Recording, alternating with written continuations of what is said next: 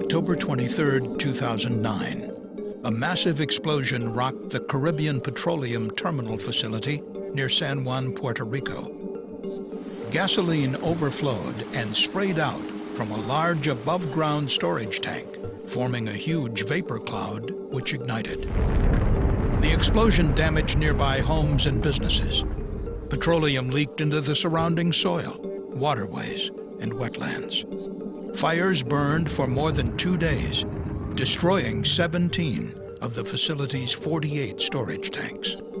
The CSB found that current EPA and OSHA regulations are inadequate to control the hazards from facilities like Carribean Petroleum that store large quantities of gasoline and other flammables. As a result, the company was not required to conduct a risk assessment of the danger to the nearby community from its operations, and the company did not have to implement safeguards that could have prevented the explosion.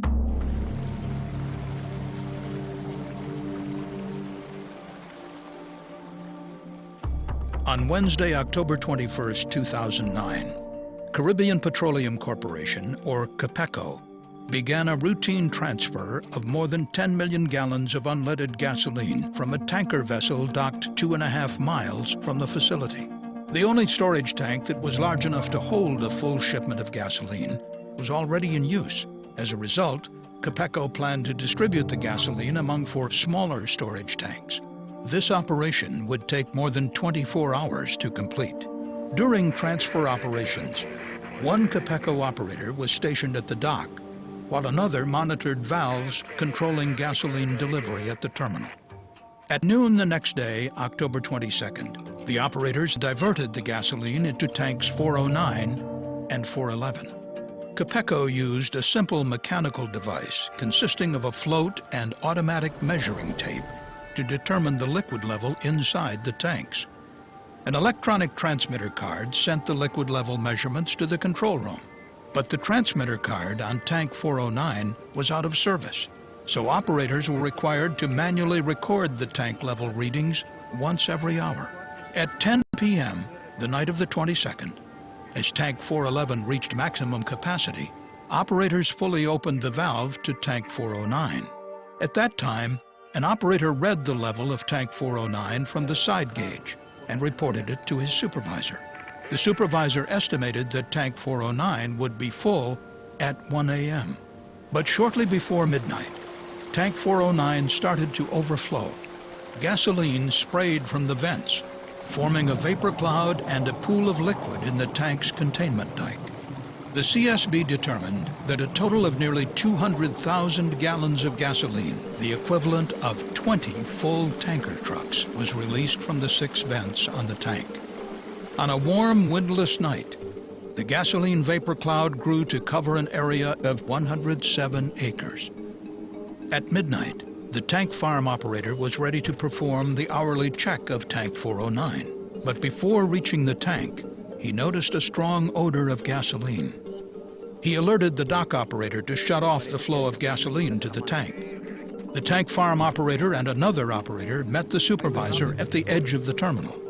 There they observed a white fog rising approximately 3 feet above the ground. The supervisor sent one operator to the security gate to stop anyone from entering the site.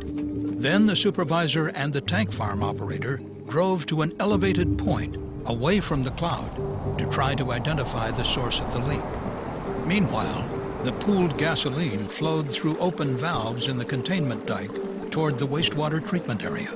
There, the vapor reached electrical equipment, which ignited the cloud. A flash fire raced back toward the storage tanks. 7 seconds later, there was a massive explosion, registering 2.9 on the Richter scale. The time was 12:23, approximately 26 minutes after the overflow began.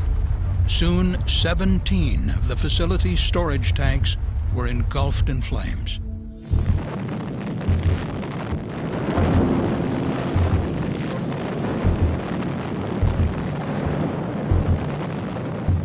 Fortunately, the 3 CAPECO employees escaped the tank farm, and there were no fatalities. Flames from the explosion could be seen from as far as 8 miles away. The shock wave damaged approximately 300 nearby homes and businesses. Fires continued to burn for over 2 days. The CSB determined that CAPECO had an unreliable system for monitoring and controlling the level of gasoline inside the storage tanks.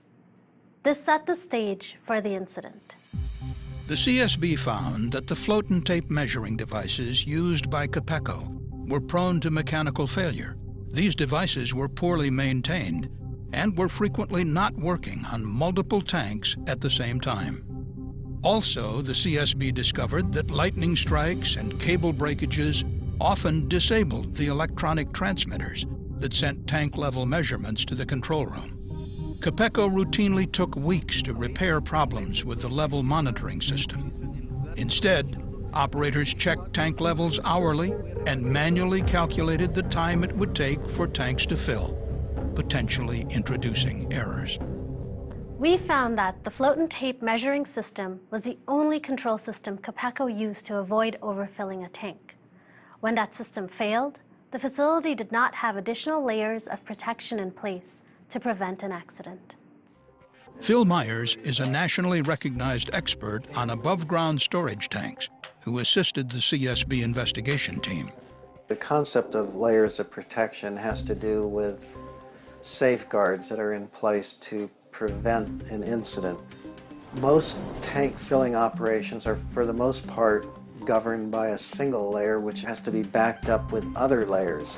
The CSB notes that good engineering practice would have called for at least 2 additional layers of protection at CAPECO, an independent high-level alarm and an automatic overfill prevention system.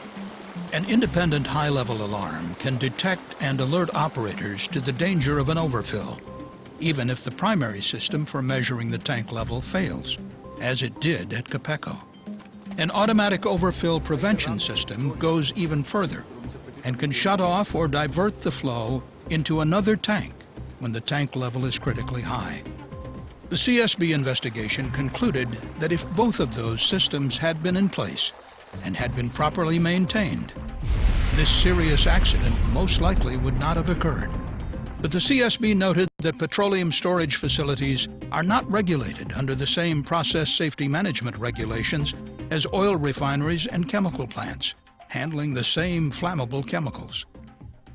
There are thousands of terminal facilities around the country storing gasoline and similar flammable substances, often near highly populated areas.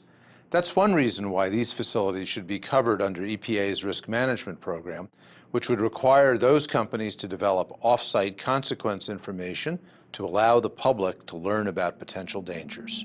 Also, the CSB discovered that current EPA requirements under the Clean Water Act only require that petroleum storage tanks have a single layer of protection to prevent an overfill.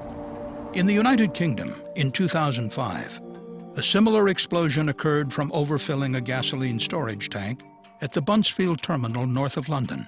The blast caused massive damage to the surrounding community. At Buncefield, there were numerous times prior to the incident where the automatic tank gauge, which monitors the level of the tank, was broken or the gauge was stuck. So they failed, but the problem is the management system that did not properly exist there, if it had existed, would have said, okay, that's a near miss, we need to investigate it, what are we going to do about it, how are we going to prevent this from happening in the future?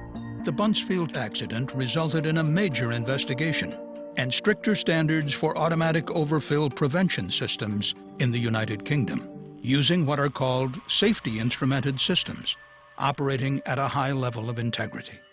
In its final report on the CAPECO explosion, the CSB recommended that EPA adopt new regulations for facilities like CAPECO to require that flammable storage tanks are equipped with automatic